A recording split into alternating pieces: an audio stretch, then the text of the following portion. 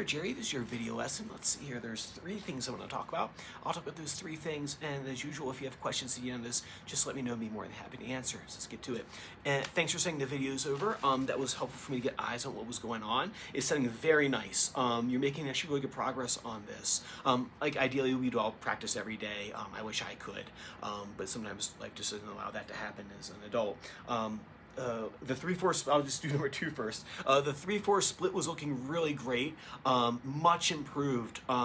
The one in the A section was spot on what we wanted. The one in the B section, when you played it through the first time, there's a slight hesitation that you had, and then on the second time through, it was just fine. So I think it's it's a matter of a very short amount of time. And more about that in a second. So with the dotted rhythm, what I would work on, like I said, that was the tricky part for the A section. That bum ba bum bum, 1 and 2, 1 and 2 and 3, 1 and 2 and 3, 1 and 2 and 3. What I would practice first is putting the metronome on and just putting an 80 as the quarter note. So I'm going to do that here. I have my 80 as my quarter note. 1, 2, 3, 1, 2, 3, 1, 2, 3. And then what I'll do is I'll set it to eighth notes. 1 and 2 and 3 and 1 and 2 and 3 and I would practice clapping both of those with the metronome. You can't practice that too much, and it's not a waste of time at all. 1, 2, 3, 1 and 2 and 3 and 1, 2, 3, 1 and 2 and 3 and then this is what you count. 1 and 2 and 3 and 1 and 2 and 2, 3, 1 and 2 and 3 and 1, 2, 3, 1 and 2 and 3 and 1, 2, 3, 1 and 2 and 3 and 1, 2, 3. Once you can clap that consistently and without that sounding off kilter, I would go to an open string.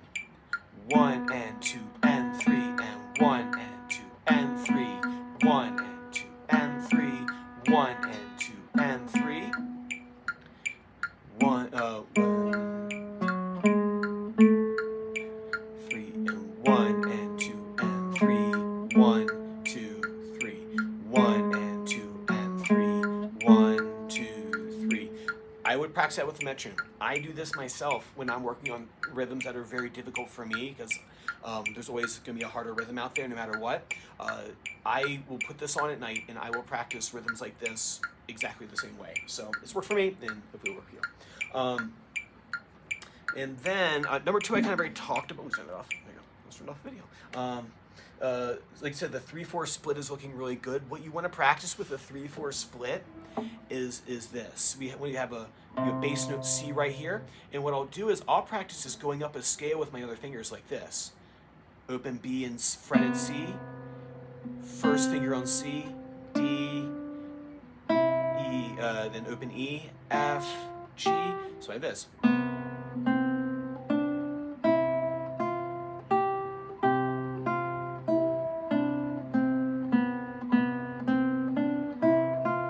The same thing with the G in the bass.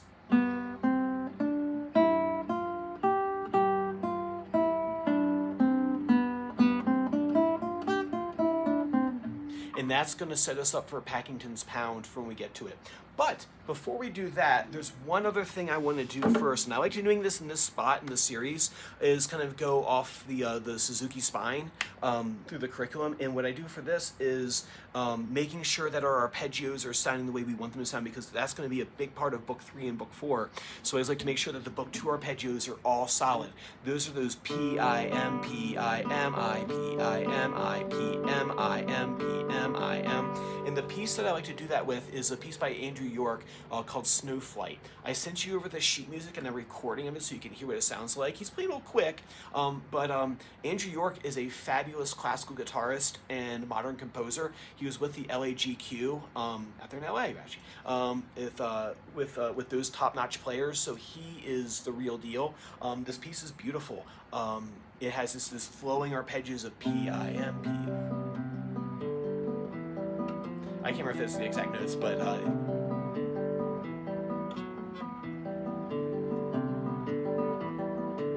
right? It has that technique in there. Start looking at that, because that's why I like to do in between Greensleeves and Packington. That way we have more time to get the exercise I just showed you down.